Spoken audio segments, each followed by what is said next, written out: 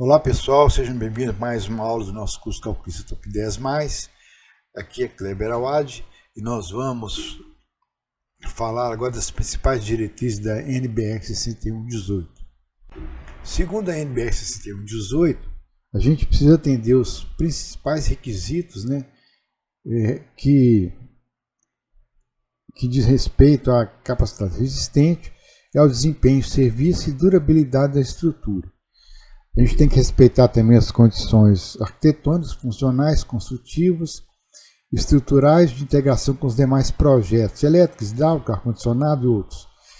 Em relação a essas premissas, é importante que o projetista atente para os seguintes requisitos.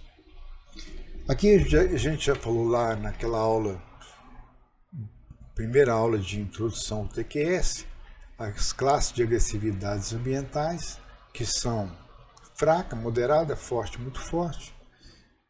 O risco de agressividade insignificante, pequeno, grande, elevado. Eu não vou me deter muito a essa situação, que a gente já falou bastante disso. Aqui a correspondência entre a qualidade do concreto e a classe de agressividade. Relação ao água-cimento é muito importante. Quanto mais agressivo o meio ambiente, mais eu vou precisar de cimento no concreto para poder proteger a minha armadura das condições de agressividade, carbonatação, meio ambiente agressivo, etc. Então eu tenho aqui, para a classe 1, o fator água-cimento é 0,65.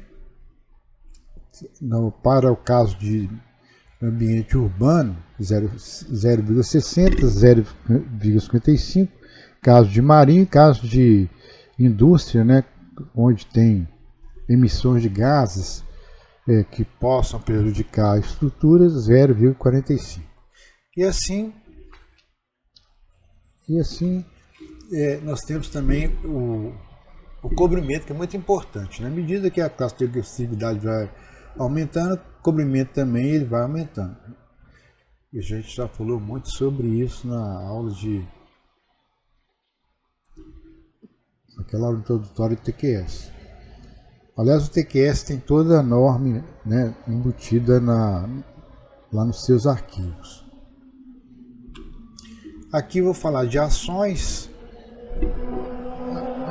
permanentes, variáveis. O que acontece aqui é o seguinte, que a gente tem, aqui já começam a aparecer as variáveis, os coeficientes do método probabilístico, onde eu tenho carga permanente, variáveis, recálculo de apoio, proteção, que não é o nosso caso. Então a gente vai observar que, para o caso de concreto armado, a gente vai ter, para o concreto, o coeficiente de redução, o FCK é dividido por 1,4. E o FCYD do aço é dividido por 1,15. Ok? Aí já começam a aparecer os coeficientes de segurança, a questão assim, de a gente precisar realmente de ter essa redução, porque o concreto armado é um material que é mudado em loco. Ele não é um material que é industrial, por isso que precisa haver essas reduções através desses coeficientes de segurança. Aqui o valor de coeficiente de gama F2, locais onde não há predominância de peso, eu já utilizo valores menores. Locais onde há predominância de equipamentos, eu já começo a utilizar valores maiores, Biblioteca, por exemplo. Aqui no caso, residência, E aqui no caso de biblioteca, uma situação mais, onde eu tenho mais um carregamento mais, vamos dizer assim, significativo, Valor de coeficiente, igual eu já tinha falado, aqui eu divido o concreto por 1,4, o aço por 1,15, e aqui valores de coeficientes adicionais para pilares e pilares paredes. Isso aqui é muito importante, porque a norma entende o seguinte, que à medida que vai diminuindo a espessura, do pilar, a gente vai precisar de aumentar também aumentar um coeficiente, através de um coeficiente de segurança, né? Vamos imaginar aqui, 19 eu tenho o valor de 1, 18.05, 17 1.10. Eu me lembro que a gente utilizou 14 centímetros e o TQS deu uma mensagem que ele ia multiplicar, era necessário multiplicar esse pilar por 1.25. Isso foi feito lá quando a gente fez a consistência de dados, ok? Aqui, limites para deslocamentos, a gente tem deslocamentos visíveis, né, em elementos estruturais. É importante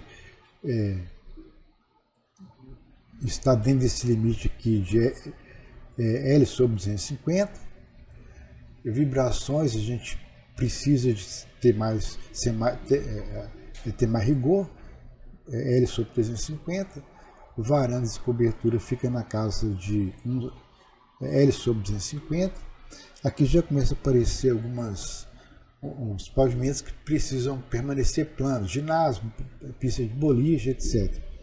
Aqui, às vezes eu preciso até dar uma contraflecha, né? L sobre 350 mais a contraflecha. E L sobre 600, né? A gente tem que manter um certo limite para poder a quadra ficar toda retinha, né? Elementos do laboratório também tem que ficar de acordo com a recomendação do fabricante, porque são equipamentos de alta precisão e eu tenho que tomar muito cuidado. Aqui eu tenho elementos não estruturais, paredes, né? As paredes elas têm que estar, após a construção, L sobre 500, é um pouco mais rigoroso.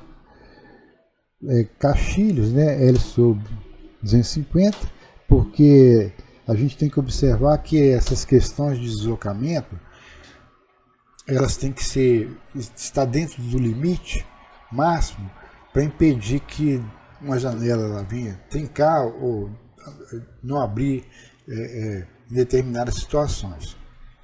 E aqui o movimento lateral de edifício provocado pela ação de vento está na casa de H sobre 1700 quando for considerar toda a edificação, e H sobre 850 entre os pavimentos, ok? Movimentos térmicos, etc. É isso. Pessoal, então o que eu tinha que dizer nessa aula é isso, e nós vamos até a próxima aula, quando será abordado apresentação da primeira arquitetura, porque aquele primeiro exercício era um exercício simples. Agora a gente vai começar a apresentar alguma coisa mais significativa, né? Assim, com mais complexidade. Então vou apresentar a arquitetura, preparar a arquitetura em AutoCAD para o TQS, são as próximas aulas. Criação do edifício novo, a gente já fez isso, importação do AutoCAD para o TQS, lançamento de pilares, mesma coisa que a gente fez antes. Lançamento de pilares, vigas, lajes, fazer um consistência de dados, processamento do pavimento, processamento global, e a gente vai começar também a analisar os resultados. Então é isso, mão na massa, até a próxima aula.